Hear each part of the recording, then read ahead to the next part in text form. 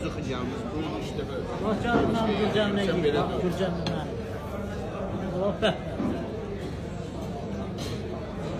Bu özmeyədən də daha. Cüzü xıncalımız gecə gündüz var.